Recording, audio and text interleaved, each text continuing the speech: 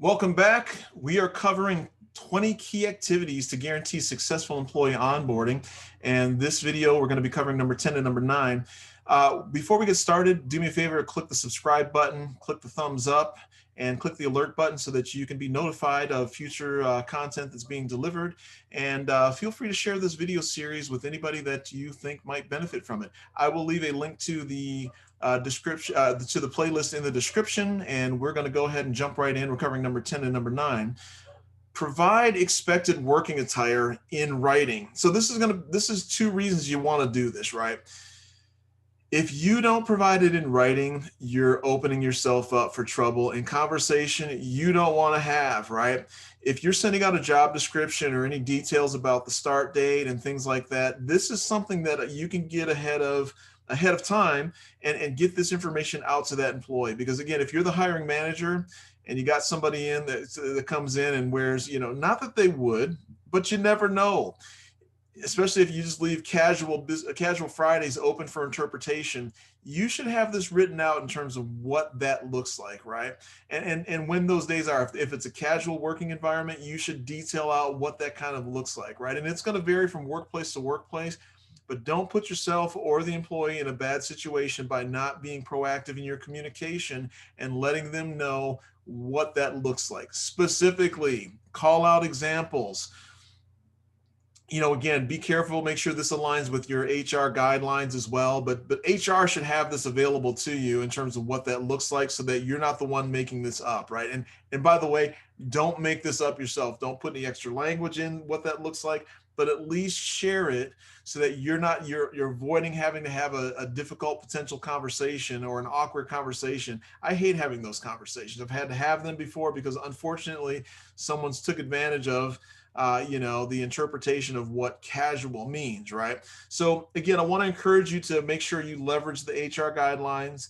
Don't change it, don't tweak it, don't do anything, because you're putting yourself at risk if you do this. But be proactive in your communication. It just works out better for everybody if you can do that and do it ahead of time as well. I'm going to jump down to number 9.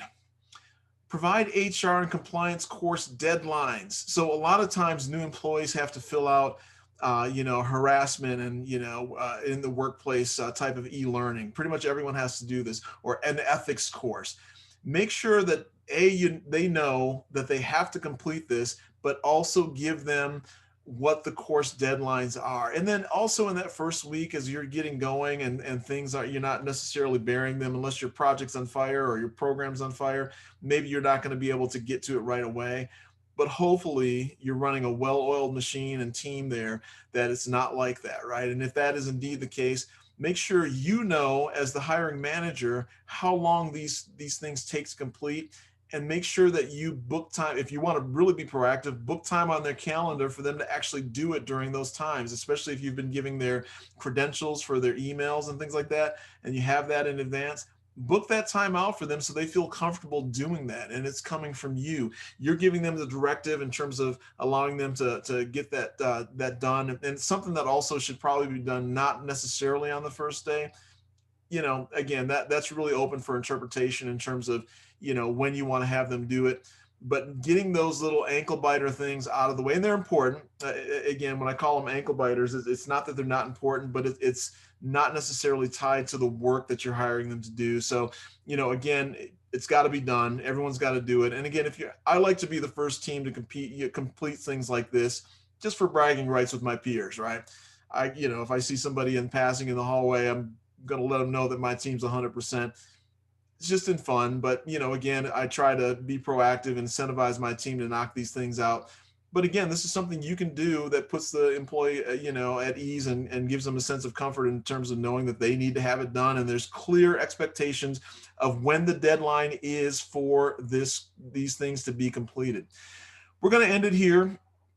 And again, do me a favor, click the thumbs up, click the subscribe button, click the alert button, share this video playlist with anybody you feel might benefit from this. And I will leave the playlist link in the description below.